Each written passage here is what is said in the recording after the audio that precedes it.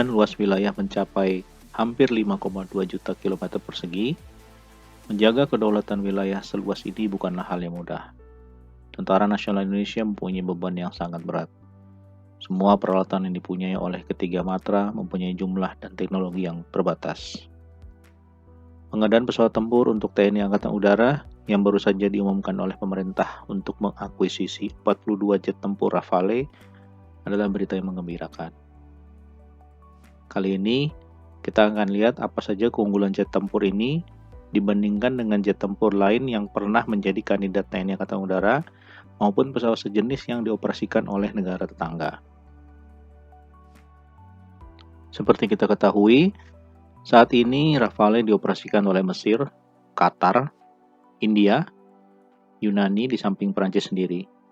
Sekarang Indonesia bergabung. Sementara F-16 dioperasikan oleh Thailand, Singapura, dan Indonesia. Gripen untuk Asia Tenggara hanya dimiliki oleh Thailand.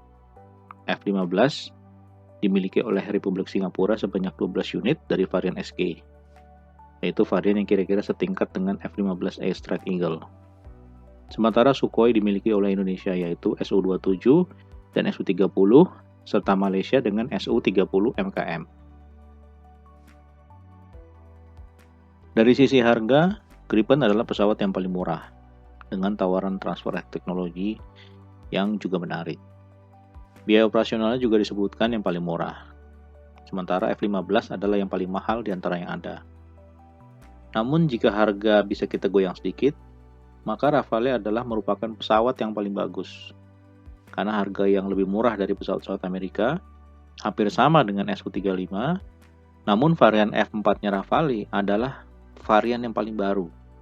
Bulan April tahun 2021 kemarin, baru saja terbang perdana dan baru masuk jalur produksi di tahun 2022. Jadi Rafale adalah pesawat yang paling muda di antara yang ada. Untuk mesin, semuanya bisa diperdebatkan. Masing-masing mempunyai kelebihan dan keunggulannya masing-masing. Daya dorong atau thrust yang paling besar tidak serta-merta membuat pesawat menjadi yang paling kencang. Tergantung bobot pesawat dan bawaan barang-barang yang dibawa oleh pesawat. Walaupun ada yang menarik di sini, yaitu Su-35 tercatat sebagai satu-satunya pesawat yang mempunyai thrust vectoring, yang membuat pesawat ini bisa menari-nari di udara karena manuver pesawat lebih bisa divariasikan. Walaupun banyak pilot, pengamat, atau entusias penerbangan barat yang berpendapat bahwa manuver semacam itu tidak diperlukan dalam pertempuran udara modern. Lagi-lagi itu bisa diperdebatkan. Namun jika mesin kita kaitkan dengan performa, maka banyak yang bisa kita bahas. Dari sisi performa bisa kita lihat bahwa pesawat-pesawat generasi 4,5 mempunyai satu fitur yang tidak dipunyai oleh pesawat-pesawat generasi keempat, yaitu Super Cruise. Super Cruise adalah kecepatan jelajah di atas kecepatan suara yang tidak perlu menggunakan afterburner. Kalau di mobil mungkin seperti turbo begitu ya. Hal ini berguna bagi pesawat untuk mencapai sasaran dengan cepat tapi tidak memboroskan bahan bakar karena harus menggunakan afterburner. Dan pesawat dengan kecepatan Super Cruise yang paling tinggi adalah Rafale. Untuk ketinggian maksimum tidak menjadi isu. Jarak tempur atau combat range adalah hal penting bagi Indonesia yang mempunyai wilayah luas. Untuk jarak, F-16 termasuk yang pendek, sehingga ia harus membuat tangki eksternal jika ingin jaraknya ditambah.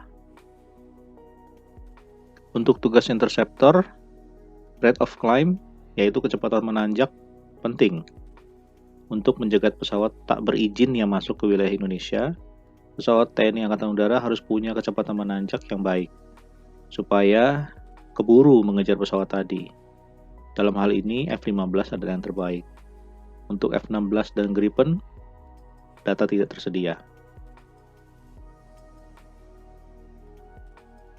Untuk radar, hanya satu pesawat dari kelima kandidat yang masih memakai radar PESA atau radar aktif yang berteknologi lebih lama. Yang lainnya sudah memakai radar AESA atau radar aktif.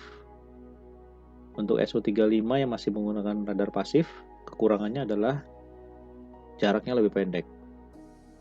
Walaupun sama dengan Rafale, tapi radar AESA punya sudut pandang lebih lebar, respon yang lebih cepat, lebih sulit dijam atau dikacaukan sinyalnya, dan bisa mendeteksi objek yang lebih kecil daripada radar PESA. Khusus untuk radar F-15 yang mendapatkan radar baru untuk varian EX, di mana jaraknya mendekati radar milik F-22 Raptor. Tapi kalau bicara radar, maka untuk saat ini radar yang paling unggul adalah radarnya milik F-35 Lightning II. Pertama yang kita lihat adalah Cannon, di mana untuk pesawat modern zaman sekarang, dogfight sudah tidak seperti dulu lagi, yaitu adu skill pilot di langit. Perang udara sekarang adalah see first, shoot first. Siapa yang punya radar yang bisa melihat lebih jauh, bawa rudal yang punya daya jangkau paling jauh, punya keuntungan. Maka radar adalah hal utama yang harus dilihat menurut pendapat kami. Jadi seberapapun peluru kanon yang dibawa oleh pesawat tempur zaman sekarang, kecil kemungkinannya akan dipakai. Jadi nggak terlalu pengaruh. Hard points atau cantelan atau tentengan ya bisa juga yang ada di sebuah pesawat tempur termasuk penting. Karena makin banyak cantelannya, makin banyak sebuah pesawat tempur bisa membawa macam-macam rudal, bom, tangki, peralatan elektronik, dan lain-lain. Dalam hal ini, Rafale yang paling banyak. Dan secara kapasitas angkut, juga Rafale yang paling bisa mengangkut banyak peralatan-peralatan perang di bawah badannya. Biaya terbang termasuk faktor yang penting bagi Indonesia. Terlihat di sini Su-35 adalah yang paling mahal biaya terbang per jamnya. Sedangkan Gripen adalah yang termurah. F-15 juga bagus pesawatnya. Mungkin kita bisa beli, tapi jangan sampai bisa beli, tapi anggaran untuk terbangnya pas-pasan. Jadi pesawat tidak bisa dimaksimalkan perannya. Sedangkan service life berkaitan dengan umur pesawat. Biasanya dikaitkan dengan airframe. Di sini Su-35 adalah yang paling pendek, 6.000 jam atau sekitar 30 tahun. Setelah itu harus menjalani mid-life upgrade seperti F-16-nya Indonesia. Sedangkan F-15EX mempunyai lifespan yang paling panjang. Demikian video kita kali ini. Semoga bisa menjadi pengetahuan bagi kita semua betapa tidak mudahnya memilih sebuah pesawat tempur. Apalagi jika anggaran terbatas, semua aspek harus dipertimbangkan masak-masak. Sejauh ini, pilihan pemerintah pada jet tempur Rafale adalah pilihan logis yang sangat baik.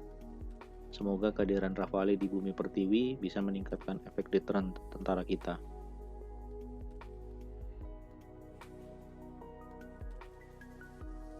Jika Anda menyukai video ini, silahkan subscribe, like, dan komen ya.